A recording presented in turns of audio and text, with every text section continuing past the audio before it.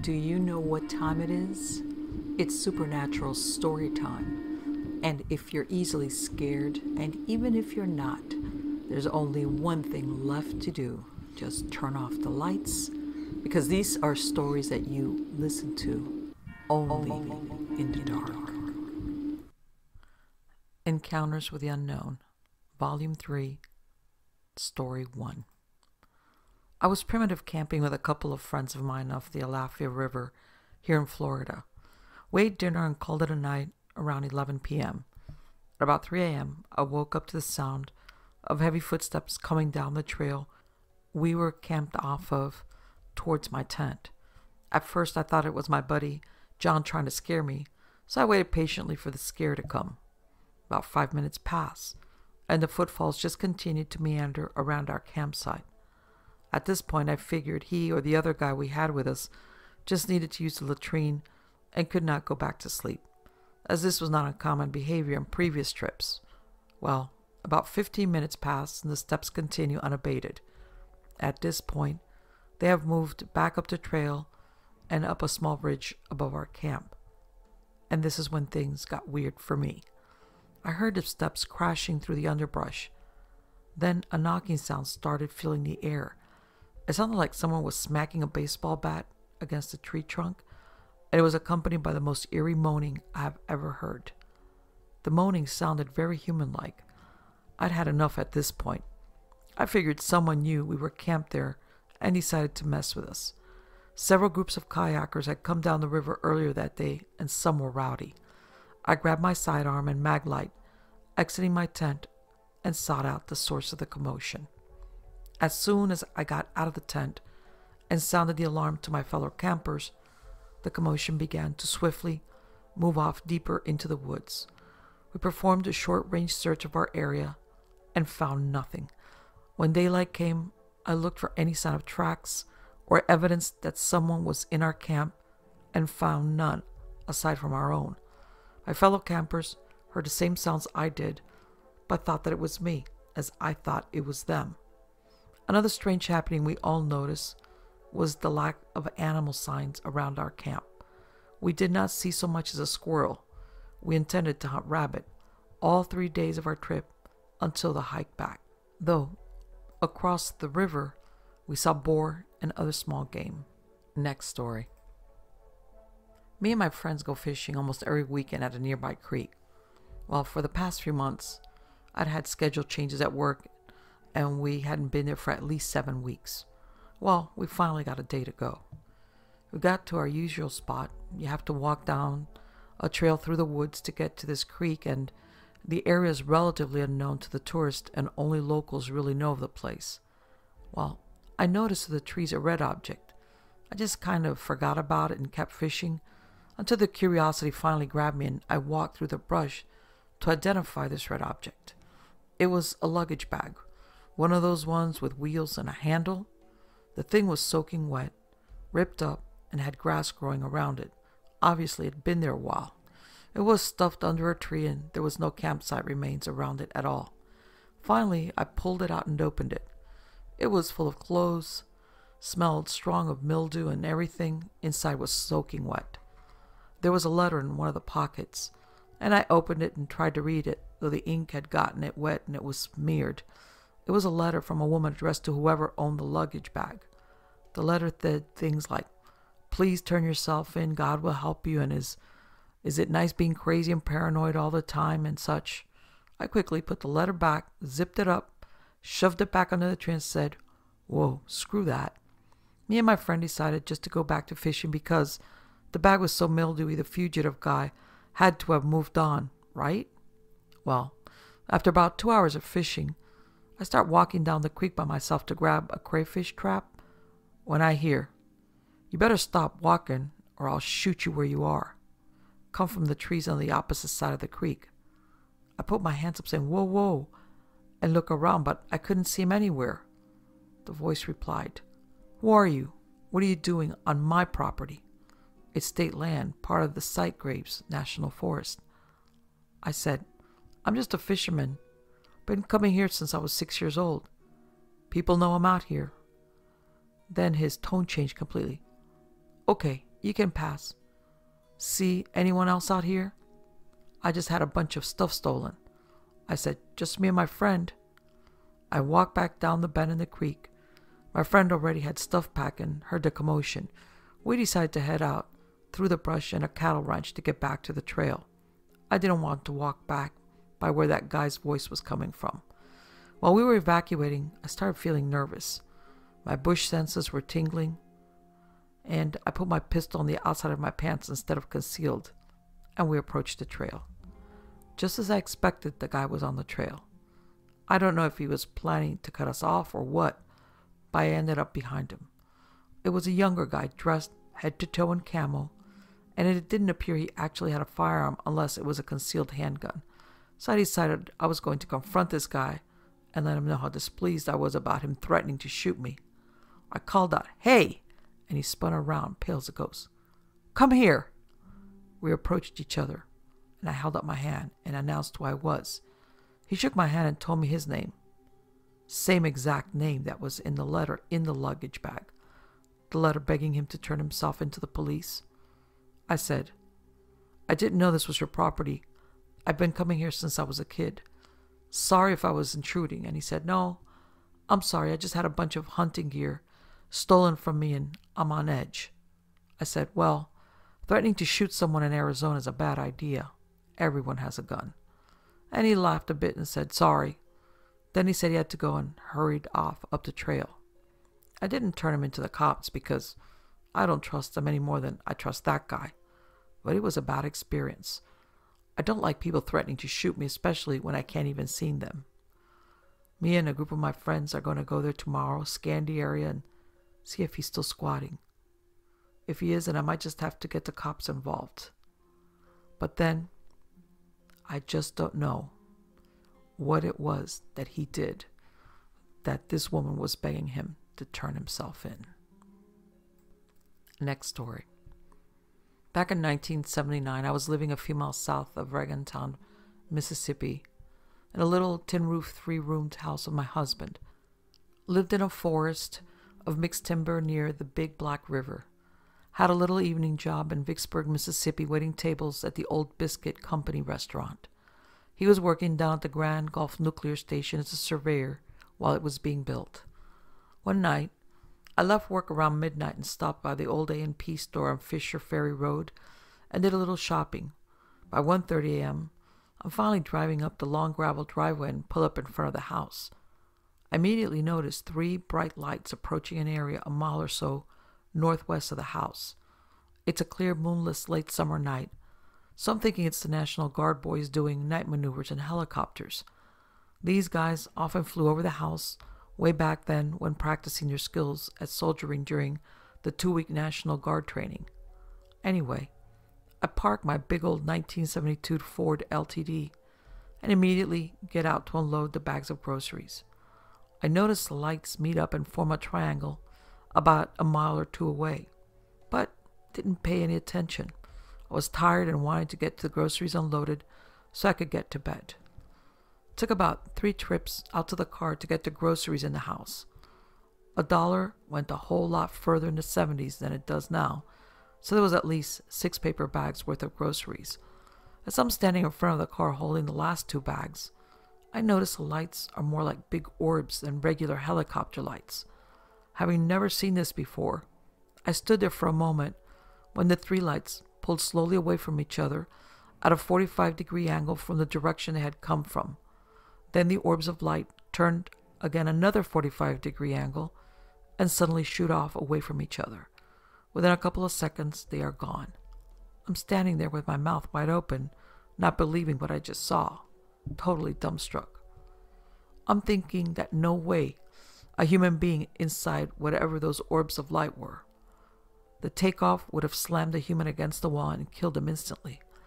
I would learn decades later, after listening to Coast AM, that spacecraft create inertia dampening fields around them, and that's how they can shoot off so fast, turn spectacular corners and not crash, or have the passengers inside killed by the G-forces. Also learned that I'm not the only one who has witnessed such an event either. There was no sense of missing time and the time it took me to get off from work, the shopping, and the long drive home from Warren County, Mississippi to my home in Claiborne County, Mississippi was right on track. No time gaps at all, so I'm sure I wasn't abducted. I haven't seen anything like that since, but a co-worker of mine saw something similar late one evening as he was driving away from Bolton, Mississippi, a nearby town. This was about 10 years ago. He actually saw a gray-colored saucer-shaped spacecraft hovering at tree level, following him and his passenger along one of the very rural back roads. He's a stand-up guy, and I've known him for decades, so I have no doubt he spoke the truth. The Pascagoula fishermen who were abducted back in the 70s and are fairly famous because of it were fishing just a few hours' drive by car and just a few seconds by spacecraft from the house I lived in back then. Eventually it was burned out by accident by the current owners. But I always wonder if all these events are connected. Next story. Back in my senior year of high school, some friends of mine and I set out to go car camping. I don't consider it camping if you can drive there, but we were young. In an area called Paint Fork, near Hot Springs, North Carolina. My friend's mother, whose home we used as base camp for our youthful outings, told us a warning before we left for the area. She was always in tune with and interested in the paranormal and things most people consider fiction. She didn't believe everything she heard. She was skeptical, but at the same time, she is the type of person I would contact if I had a haunting to ask for advice. Always a very kind and generous individual, I consider her very wise when it comes to lesser-known subjects. This was her warning. There's some people in that area that are not to be trusted. There's a cult near Hot Springs, and while I'm not sure what it is they do, I do know it's not a good thing. I've been approached by them in the woods near there. Be careful. At the time, I thought little of this. Now, looking back, I think I should have paid more attention. Just the same as some animals can sense things beyond normal human perception, I think some people are more in tune as well. We left my friend's home and set out. The area we were to go camping at is along a small river that merges with the French Broad River and is at the end of a 3 or 4 mile dirt road that leaves from near the town. After a mile, only national forest. At the time, the area was gated off after mile 3 due to recent flood damage to the roads. Normally, you could drive another 2 or 3 miles to the other side and camp at an RV campground. Due to the gate and the fact that the last and only accessible by car site was taken, we were forced to turn around. On the way back, we decided to drive up an unknown dirt road to the right and see if there might be another site up the side of the mountain range somewhere. We drove for about 1.5 miles before realizing that it was not likely we would find a campsite there. The road was too narrow to turn the car around, so we had to go on until we could find somewhere to turn around. I would describe the road as a pass, since it traversed a steep range and ended up in Tennessee at the end, as I later found out.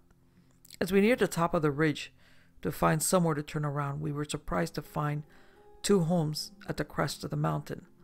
The bad news was that they were clearly abandoned, as the windows and doors were boarded up and the yard was overgrown with tall iron bush and thistles. This was an unnerving sight to come across in the middle of the night. As you can imagine, my imagination was running wild as to why 2 homes, not particularly old architecture, would have been abandoned in the middle of the forest. One of the 2, in fact, gave me bad vibes just looking at it. Gazing upon the boarded-up windows and knowing we were many, many miles from civilization gave me a sense of danger that I seldom feel. I've been solo backpacking without so much as a dog for company since then, and not felt quite the way since. We turned around a little past the house, and as we drove back by the second time, I felt like we needed to get away as fast as possible. My friend who was with us just happened to bring up the place yesterday when we were discussing the feeling of being watched. This was 6 or 7 years ago, remember? Obviously, it left a lasting impression on more people than just myself. I'm not sure why. I'm not a spooked individual in most cases. In fact, being alone at night in the wilderness has a comforting feeling I can't quite describe. Hearing coyotes go into a howling fit in the distance Gives me a rush, much like a fall breeze, and helps me to sleep at the same time. I feel truly alive when I'm outside, and a solo trip really clears my head. I'm not sure why that place made me feel so isolated and scared, but I would never go there alone and would prefer not to go back at all and discover while that place was deserted and abandoned. Next story. One time I was hiking in Colorado. It had to be about 2 a.m., and I passed an old barbed fence and decided to make camp for the remainder of the night. I posted a walking stick and got into my sleeping bag. I do not fall asleep fast at all, so maybe 20 minutes in, I heard something like a scream that would last a few seconds, then dissipate and start again, over and over. It wasn't like a wounded animal or a classic human cry either. I can't explain it, but other than disturbing, but not threatening.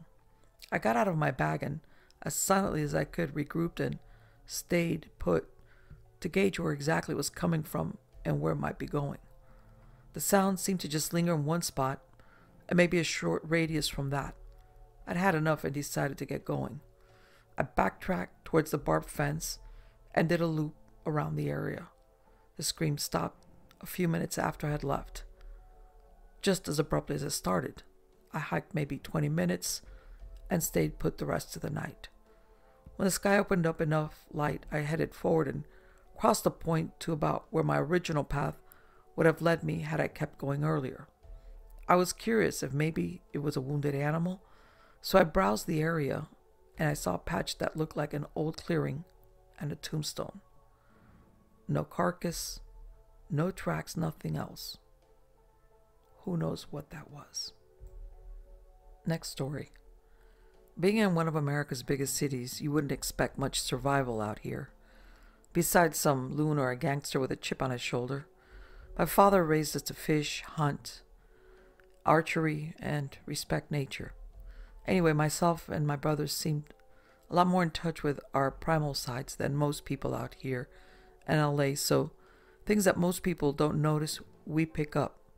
So the story is not much really bothers us. Shadow people, seeing spirits, a fascination with paranormal, cryptozoology, stuff like that. So one night, after a birthday party and some drinking, some refreshing alcoholic beverages. I don't condone drinking and driving, but I'd rather not sleep in the car in this part of Los Angeles. Upon arriving home, there's an old tree in the front yard, and my hunter's instinct kick in. You know how they say when looking for game not to rely on color or sounds, but rather outline? The silhouette. Well, the outline of this demon was like vertical, but it had a segmented body like a caterpillar, with the appendages, arms, legs, whatever, about 2 feet across. It seemed alien, not of this dimension. Had a great color to it like Golem from Lord of the Rings. Never could imagine a creature like this. It was about 3 or 4 feet tall. As far as I could tell, no recognizable head or end. Make out anything else besides that, but whatever it was, it went up that tree in a way that seemed impossible. It brought up the lower half as the upper went up, much like an inchworm. It went up into the tree in almost an instant. The driveway being to the left of the lawn and the tree being 20 feet from the driveway. So as we're pulling in the driveway from the party, we see this thing scale the tree a good 30 feet in an instant, moving the way it did. I asked my brother. He saw it. Yes, he did. As we got out of the car, it dawned on me that we were pretty close to whatever it was. And I started getting chills again. So, the really scary part is that a year before, something similar took place with my older brother, a real Spartan of a person. He was team captain of his football team, lineman, one of the only freshmen who got play varsity. His senior year, he could bench press over 300 pounds and squat 500. He was huge and could run like a bandit. Not much could challenge him. So anyways, we come home to find him with his security flashlight beaming up the tree. He said he saw an alien run up there. I remembered this when I went inside right after seeing this The only thing I felt was pure dread. A cold snap ran through my body. And even more mystery is my friend, who I trust more than I should. He's seen something like this, but what's trippy is he told me before the incident with my brother. Neither the type to make crap up for the hell of it. No reason to, and why go so far? To this day, 4 years since, it still bothers me, but thankfully, I was given some security via Black Talon hollow points and a Model 12 with alternating cartridges. Plus, the Jaguar with pitbull outside, not much could pose a lot of harm. Not much bothers me, nor my family. Not the shadow people that we have all seen. Not the black ghost tadpole. Not the little girl that everyone else has seen. Nor the older, more sinister presence. None of that scared me as much as that thing. It's almost a bittersweet gift to be able to be in touch with the world and things not of this world. Ignorance is bliss, but sometimes we have to cope with reality. There are a lot of things we as humans do not have the mental capability to understand, and maybe there's a good reason for that. Next story. Back when I used to drink and party, I was at a bonfire way out in the middle of nowhere. We were underage, and one of my friends had talked a guy into buying us alcohol. I was standing by the fire when I first saw him, and the instant I did, I felt what could only be explained as pure, raw hatred. There was just something about him that sent chills across me. It made me feel like I was in danger. I wasn't the only one. My friend had a dog by the name of Daisy, which was about the most laid-back dog you've ever met. She went nuts on this guy, and I think it was the first time in her life that she ever got tied up. One of my friends left with this guy to get alcohol, and he was gone for a while. We all became worried. We called his mom after about an hour or so, and she was with the police and her son, and she told us to stay right there, and she said she would come over shortly. She wanted to talk to all of us. Here's what happened. My buddy was riding with this guy in his pickup. The guy just started talking about inappropriate stuff. When my friend changed the subject, this guy locked the doors. At the intersection before town, he turned away from town where he was supposed to be going. It just so happened that a police car was heading the opposite direction and going towards town at just the right time.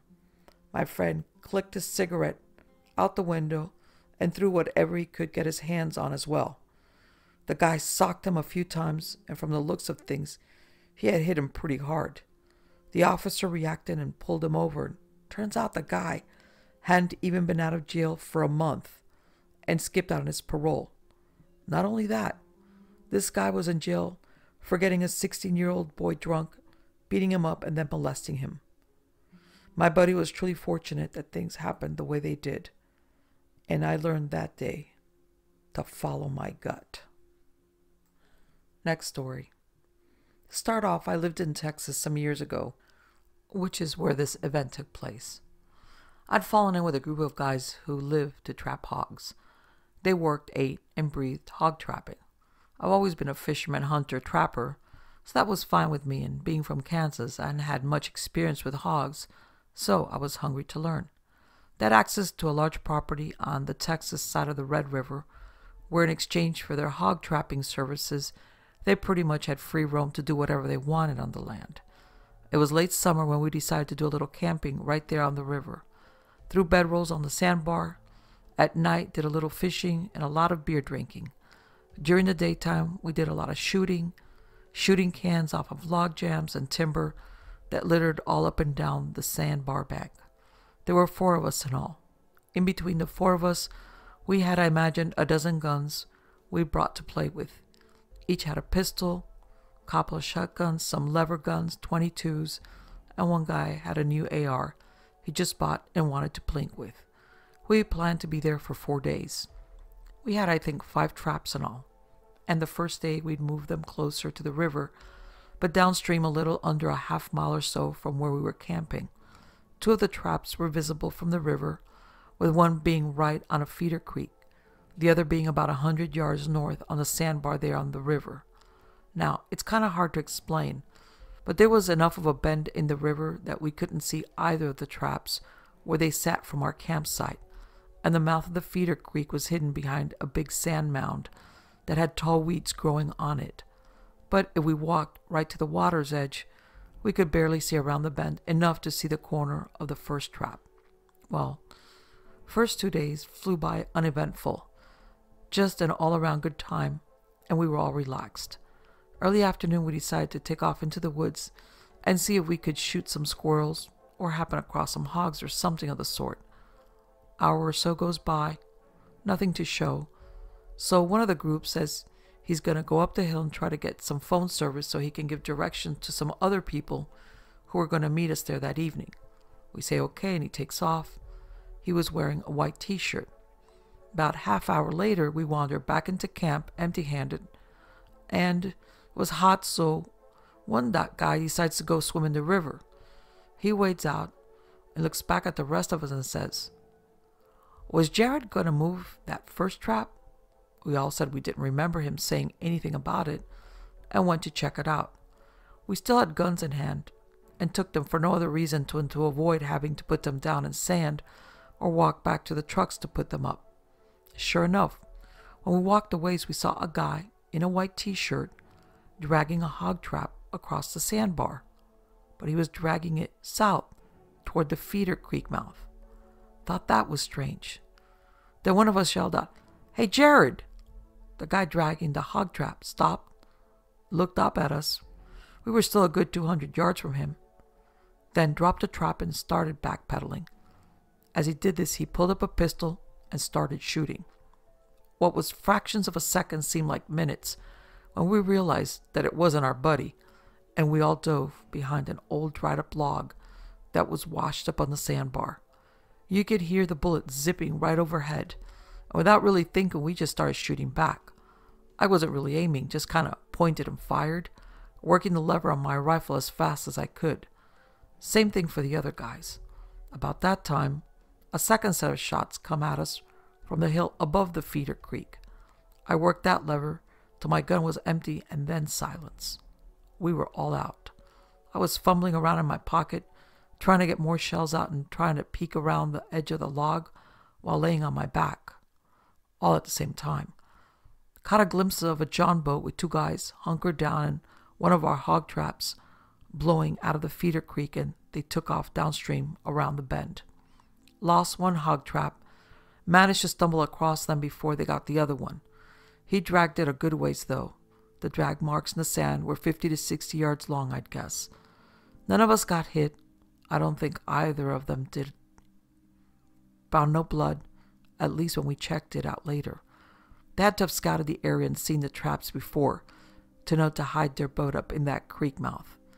Near as I can figure, what happened was that after the first shots came, the second guy was on the boat already, or at it, either one, and went up high on the bank to cover the other one so he could make it back. I may be completely wrong, but the whole incident, from first shot to them getting out of there, couldn't have been more than a minute long. Seemed like an eternity. Our buddy was at camp when we got back, told him what happened, and he didn't believe us until we took him back and showed him the tracks. Needless to say, the remainder of the campout wasn't as fun. Always heard stories of what guys would call the Oklahoma river rats, campers getting stuff stolen at night, fishermen being messed with, even tractor lights getting shot out on some of the fields close to the riverbank. Never thought much of them until that happened to us.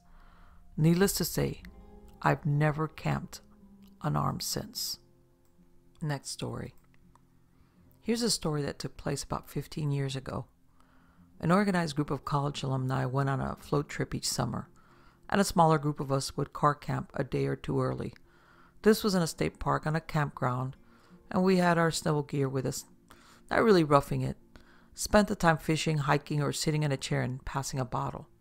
One year I switched around my work schedule and used a couple of vacation days to get a 5-day weekend. So exciting. Slipped down to our normal campsite Tuesday night and had a couple of days to myself. I saw no one during that time, which surprised me as it was early June and fairly nice out, until Wednesday when the rain started up. I spent Wednesday night in the tent. Stayed dry, but it got old pretty quick. Another buddy was heading down Thursday early, so I walked up to the park pavilion to get out of the rain and have a couple of sips of whiskey while I waited for him to show up. Noticed a couple of campsites had filled since Tuesday. I'd been up there maybe 45 minutes when a guy walks up from the campground and comes under the pavilion with me. We chat for a bit. Tell him I'm getting out of the rain and waiting for a buddy to show up. He says his name is Terry. He's a prison guard and works in a town not too far away. Just chit-chat. After a bit, he asks me, "So, do you play?" I have no idea what he's asking. Think maybe he's trying to trick me into saying I'm up there smoking weed or something? After assuring him I don't understand what he's asking, he finally says that, well, I'm bisexual. Oh, I let him know I'm certainly not bisexual. He says, sorry, thanks for not freaking out, etc. No more than 5 minutes later, my buddy shows up and I excuse myself to help him set up his gear. Tell my buddy about the morning as we get his stuff up, and he agrees that if I share this with the other guys, when they get there, I'll never hear the end of it. So mum's the word on getting hit on by the prison guard. The rest of our crew shows up after work that day, getting in an hour before dark or so. We get busy, setting up their tents and such, and one of them volunteers to pay for the campsite that night. So he starts walking up to the entrance in the twilight. Comes back some minutes later and he's scared. Says as he's coming back from dropping off the pay envelope, he runs into two guys standing in the pavement outside their campsite. One is a big blonde guy. I start to think. And the other, some older, gray-bearded man. As he's walking by, they strike up a conversation with him. Turns out Terry has found a friend by the name of Larry. Larry makes comments such as, "Oh, look, Terry, another boy." Odd thing, we're all pushing 30 back then. Larry keeps saying this stuff and Terry is trying to circle behind my friend. My friend finally orders Terry to get the F in front of me where I can see you. Backs away from those two and gets back to our campsite to pass on the story. He was not happy to hear I had talked with Terry the day before, but my experience was a lot different. Makes me wonder if my buddy showed up at just the right time. People are far creepier than anything I've seen in the woods so far. Next story. I've heard some noises in the woods that I could not explain, but the one that scared me the most was when I was 15 years old. I went to bed about 11 p.m. and was reading with all the lights off except a lamp beside my bed. At about 12 or 12:30, I heard a faint noise coming from the creek bottom about 3/4 miles away. We rented a house on a 300-acre cattle farm. The 300 acres were backed up to a 2,000-acre timber company tract with no roads except logging trails. I'd heard bobcats, panther, and all other calls before, as me and my older brother hunted those woods all the time. This noise or call was different. It would start with a low-pitched moan or howl, then rise into a high-pitched scream, and then end with an undulating cough or grunt. It's hard to explain because I had never heard it before or since. The ending sounded kind of like the ending of an elk bugle when the large bulls grunt, but not exactly. It kept coming closer and closer towards the house, through the pasture, and past the barns that were about 100 yards below the house. I'd gotten up, loaded my 30-30 lever action, and started up the hallway toward the front door. Now, I was already scared, but what happened next filled me with terror. As I was walking by my parents' bedroom door, which was open, my daddy said, "Son, stay in the house." I said, "What is that noise?" He said, "I don't know. I never heard anything like it before." I froze in my tracks. I knew if my father was afraid of whatever it was, then I wanted no part of it. He was a World War II veteran, had hunted those same woods since he was a boy in the 1930s, had walked everywhere he went until he got a car after returning from the war. At this point in time, the noise, call or whatever it was so loud, it felt like the windows were vibrating. I listened as it passed by the house in a pine thicket, crossed the highway, and faded out of hearing. The whole thing lasted about 10 or 15 minutes. I had not heard anything even close to that until I listened to a recording on a Bigfoot website.